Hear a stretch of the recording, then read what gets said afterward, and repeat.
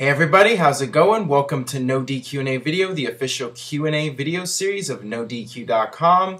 You can submit questions at formspring.me/AaronRift. With that being said, let's get right down to your questions. The first one today comes from Showstopper526. Hey Aaron, I read that Jack Swagger was set to win the World Heavyweight title. Do you think that this is still set, or will he receive his punishment after WrestleMania?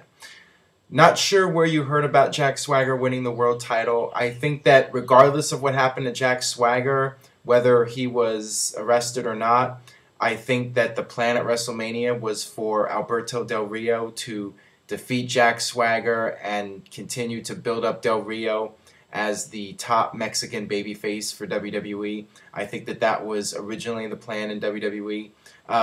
The only way I could see Jack Swagger winning the World Heavyweight title at WrestleMania is if this whole We the People gimmick continues to catch on and continues to generate a lot of controversy.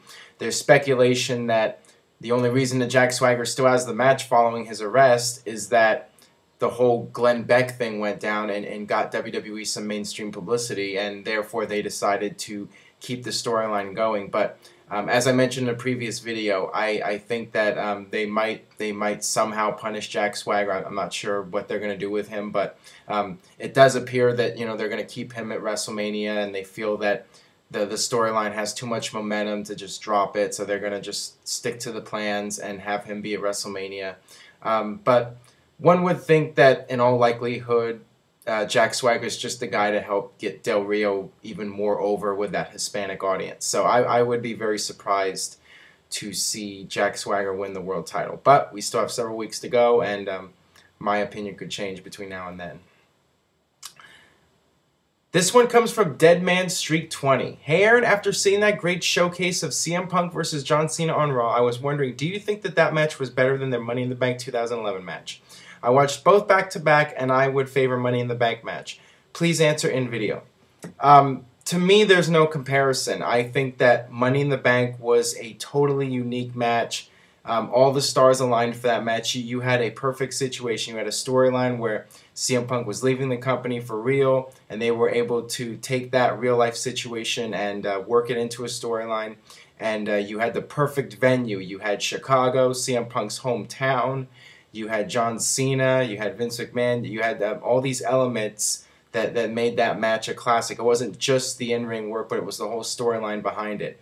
But this match on Raw also, I wouldn't say it was as good as Money in the Bank, but it was certainly close. It had a lot going for it, not just the quality of the match, but also the storyline. The winner gets the WWE title match at WrestleMania.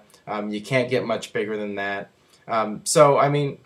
I think Money in the Bank was a one-of-a-kind match, but the match this past week on Raw just goes to show that when John Cena and CM Punk get in the ring, they can really deliver a classic bout. Alright, this one comes from Merman1. I've heard a lot of people say that the in-ring chemistry between CM Punk and John Cena is comparable to the chemistry that The Rock and Steve Austin had in the way that they brought out the best in each other. Your thoughts? I absolutely agree with you. I think that CM Punk is on a short list of guys that have really brought out the best in John Cena. The other two that come to mind, Edge and Shawn Michaels. Those two, over the years, have delivered some great matches with John Cena, and I think that it does take two to tango, though. A lot of people tend to criticize John Cena and say he only has 5 moves and he's not a good wrestler at all, but in my opinion, John Cena more than holds his own. He goes out there and puts in his best effort. And when he's in there with somebody as good as CM Punk or Edge or Shawn Michaels, they deliver some great matches and some very memorable ones at that. It also depends on the two guys as well. Some guys have the chemistry together and some don't. You look at Shawn Michaels and Mr. Perfect from SummerSlam '93. One would think that those two would have one of the greatest matches of all time, but it just didn't happen. So, like I said, some guys have the chemistry, some don't. But John Cena, when he's in there with the right guy, he can perform at that level where you really buy into him as a main event superstar.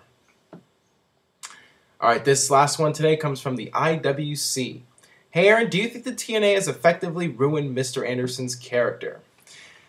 Well, I wouldn't say that they've ruined it. The problem with Mr. Anderson, I assume here you're talking about Mr. Anderson being part of Aces and Eights.